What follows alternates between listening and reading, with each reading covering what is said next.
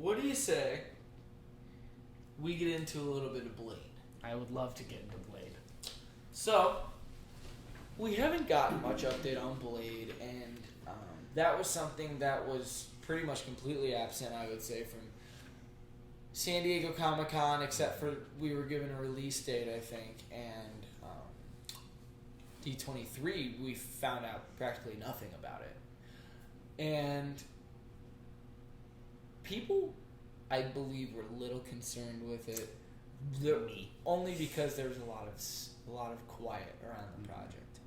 People were worried about that with Armor Wars, and then we get the update that it's become a movie, but before that, Don Cheadle at least represents it and gives it some hype at D23.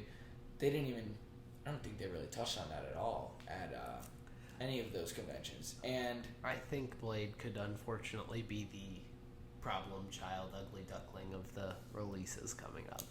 So this is a growing concern about a lot of people because it was recently reported that Blade's director had exited. Bassam Tariq had exited the project, and we are currently. It was creative differences, right? I think so. It's so. What we now know is that the script's being completely rewritten. Apparently, Mahershala Ali. Wow, I feel like I'm having a stroke as I'm saying this, but Mahershala Ali was having some frustrations with the process. He was unhappy with the script as it stood, too. Supposedly, there was a 90-page script. 90 pages. That's not very long for a full feature-length MCU movie. And somebody said it featured 2, quote, lackluster action sequences, which is pretty discouraging to hear about.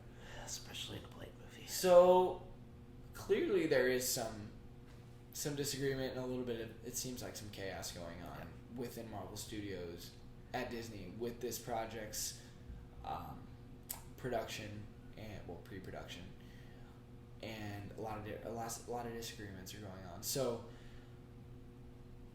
the script is being now written by X-Men 97 and Moon Knight writer Beau DeMayo, and I think that's somewhat hopeful. I think Moon Knight is somewhat in the alley, not completely in the alley, but Moon Knight, Closer. at least comics-wise, Moon Knight and Blade have a lot to do with each other, tone-wise. I liked Moon Knight a lot as a show, and it had its problems, it had its flaws, yeah. I think it was overall solid. It hit more than it missed. Yeah, I definitely agree. I think that's a solid pick.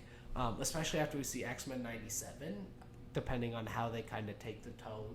Which I think we need to watch the original 97 before we do it all the way through. For sure. But I think that he's a decent choice if they're doing their boys club of picking people that have already worked on their projects. Right. But full disclosure, I love Blade. Blade for me is like the penultimate 90s superhero movie and is what put superhero movies back on the map. It has set the formula for pretty much everything that is not a Marvel production up to this point. Darker, grittier, violent, amazing. Wesley Snipes is so amazing as Blade, and the writing in that, yes, it's campy, it's the 90s, but it's also dark and gritty and violent, and it touches and it deals with themes that I don't think the MCU will ever deal with, and I am worried because it has some big shoes to fill. Absolutely. And having a 90-page script, having a director leave over probably creative differences is not... It's not reassuring because it's pretty damn discouraging. If anybody would know best the kind of shoes they have to fill, it's Mahershala. Fuck.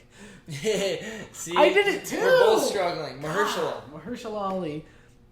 He knows what kind of shoes he's going to be filling. So does the scriptwriter. I mean, they all know. I don't know who wrote the original script off the top of my head. but they know what kind of shoes they're going to be filling, and if they're already concerned about not being able to fill those, Well, let me just say this. I'm thankful that they've at least detected that before it goes too far. If they decided now that they need a complete rewrite, maybe this is the right track. Maybe they decide we need Blade. Maybe this wasn't the Blade they were looking for at all. And I mean, while it's a little discouraging to hear that they're having such conflict with the project, I'm very much hopeful that in this early enough. Yes, I'm glad that they stopped it at a time like this, because this is when you do something like that.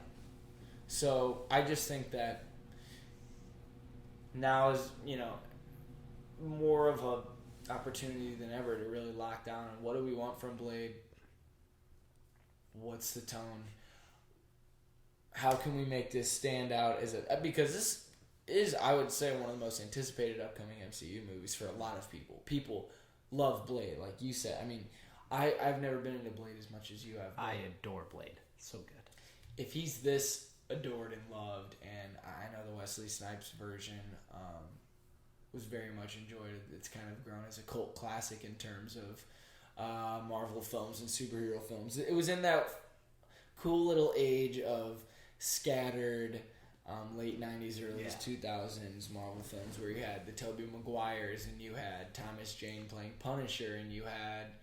Superhero movies weren't mainstream and they weren't You had Eric cool Bana as Hulk, yet. 2003. Yeah.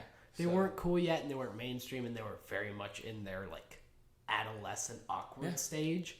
But Blade really, I mean, look at Dark Knight. Look at Batman.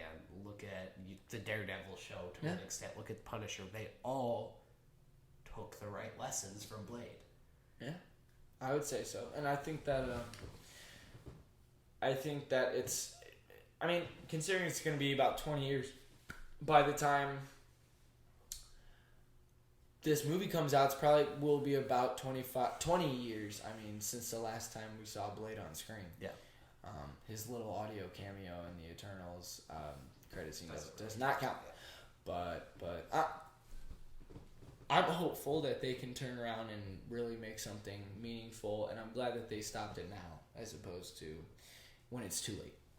As am I. I agree. Good.